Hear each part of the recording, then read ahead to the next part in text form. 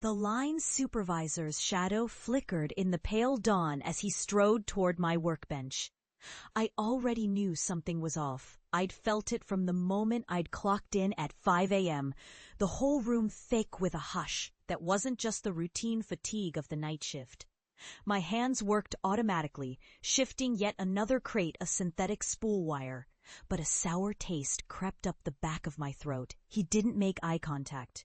"Maria, upstairs wants to see you. Now." I set my gloves aside. The men in my row, old Hector and Donnie with his cigarette breath, looked away, as if suddenly engrossed in the dirty floor tiles. Their silence was its own announcement. I wiped my hands on my apron and straightened my shoulders, but I already sensed the airless weight in my chest. Mrs. Connell waited near the time clock, lips pursed. "You know there's cuts," she said, softer than usual. "Sorry, you're last in." I nodded, pretending it didn't sting. I'd seen it coming for weeks, the new machines thrumming at the far end. Less overtime. Still, as I emptied my locker, stuffing my sneakers and the faded pastry magazine into a bag, every step away from that factory felt heavier. The sky outside was dove gray, East Harlem just waking up, the air sharp and a little sweet with spring. I took my time walking home, squinting up at the subway bridge and the apartments crammed with curtains and tired stories, thinking about how many dreams never make it out of places like this. Our apartment was quiet when I let myself in. My mother's light footsteps sounded from the small kitchen after a moment.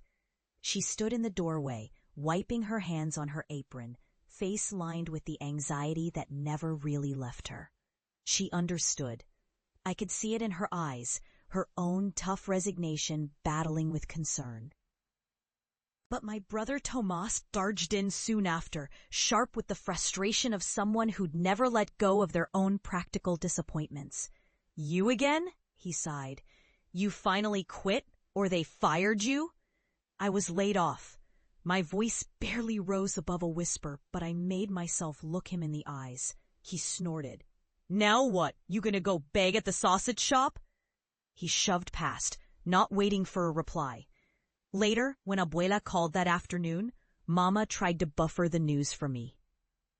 "Maria's thinking of looking for another job," she told her in Spanish, voice shushing down the phone line.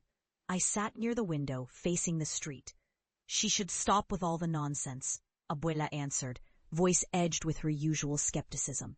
"All this talk of cakes and baking, all these dreams, crazy. She has 2 hands. She can work somewhere real." I remembered countless Sunday afternoons, the kitchen stifling, dough under my nails, Abuela frowning as I made rosettes or tried to pipe out shells, muttering how sugar flowers wouldn't pay rent. I learned to keep that part of me quiet, make it small. I made pan dulce and flan for family, never for the world. After dinner, Tomas snickered as I leafed through my pastry magazine. "Looking for some magic job in Paris, huh? You think you'll be the next TV show chef?" His laughter was sharp, bright in the cramped dining room. He didn't know about the folder in my bag, printouts of bakeries in Manhattan seeking kitchen hands, or about the mattered sheet where I'd written down in blue ink, "Jameson's Patisserie open trial on Thursday, 6 a.m., bring a cake sample." I lay awake that night, listening to the soft rumble of pipes and the sounds of distant traffic. The idea burned inside me, flickering and small, still alive.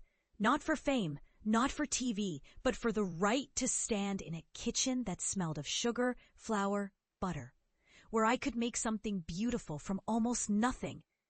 Thursday before sunrise, the apartment was quiet.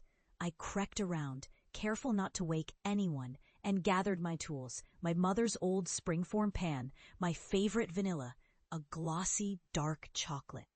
I'd practiced this cake a dozen times, a sponge with coffee syrup. Ganache that shone like wet paint, gold-dusted cherries on top. As the cake cooled, I braided my hair back tight and glanced at myself in the cramped bathroom mirror, steel in my eyes, even as my hands trembled. I walked the 20 blocks to Jameson's in the shifting blue dawn, cake box balanced, heart tumbling in my ribs. The streets were washed with last night's rain, the city steaming quietly before the crush of morning. I could have turned back with every step. My family's words followed me. Be reasonable. You're not special. Why would they want you? Inside, Jameson's was already humming, mixers whirling, chefs in clean whites talking in clipped bursts. Chef Lin, head baker, eyed my cake with a practiced indifference, but I saw how her eyebrow quirked when I opened the lid, the light hitting those cherries. "What is it?" she asked. "Coffee sponge," I replied, voice steadier than I felt. "Bittersweet chocolate, candied cherries." My hands moved with the memory of hundreds of late-night tries. She cut a slice, fork cracking through the shell.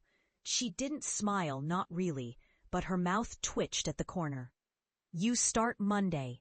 Minimum wage," she said. "But if you last, we talk again." Those first months were brutal. Mornings came before dawn. My body ached with the constant dance between oven and prep station. I burned my hands, split my thumbs open slicing chocolate.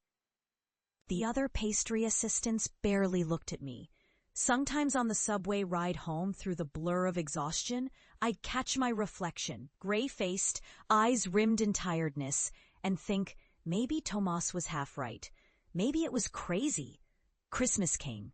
The bakery windows filled with spiced breads, candied oranges, towers of macarons. Chef Lin gave me a little more to do, sometimes tolerating my additions, a swirl of rose jam, a basil sugar. I sent home boxes of broken sleets. Too flaunt for the counter, but precious to me. I wished my mother would come see what I was doing, would taste something and say she was proud. But the kitchen at Jameson's wasn't hers, and the city felt too far. One night, I clicked open a text from Thomas. "How's bakery life? You meet any TV chefs?" I was too tired to reply. Months turned, the city changed with the seasons, and I learned its pulse.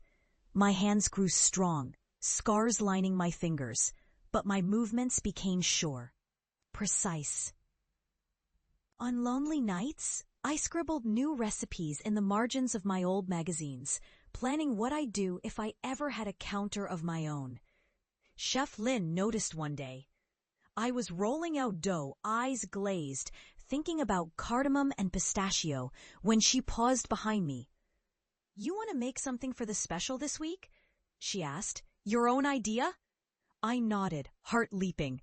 I worked late into that night, mixing honey, orange zest, a kiss of rosewater, piping out shapes that reminded me of the sweets we made during holidays at home, trying to translate longing into flavor. The next morning, when the salesgirl set the tray in the window, I watched customers pause, point. By noon, they'd sold out. Chef Lin grunted, passing by, but she gave me a nod that meant everything. That year, the city felt different. I rented a tiny apartment with a sliver of kitchen light. I sent money home every other week, never mentioning it was less than Tomas earned in a week at the machine shop. I called my mother sometimes, describing the bakery, the rush, the feeling when someone smiled because of something I'd made. She always listened for a while, then asked, worried, when I'd get a real job. Then something shifted. One of Chef Lin's old friends bought a new spot in Brooklyn and remembered my honey cakes. A food blogger wrote about us, about Maria Perez, master of delicate, surprising flavors. My phone buzzed for days with people asking for cakes for weddings, for birthdays, for one little taste of what I brought from home. Maybe not TV-level fame, but something real, tangible. Still, whenever I called home, Tomas would ask, "So, when are you coming back? Ready to give up yet?"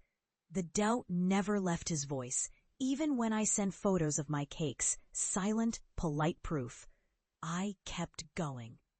I reached out to a few frangs, old school acquaintances, people you see at church or in the laundromat. A couple wanted to help. We pooled money, rented a thin sliver of storefront in Queens, a block from the elevated tracks. The paint peeled at the edges, and the first night, all I had was a borrowed mixer and 2 good pans. I spent nights checking the door, hoping someone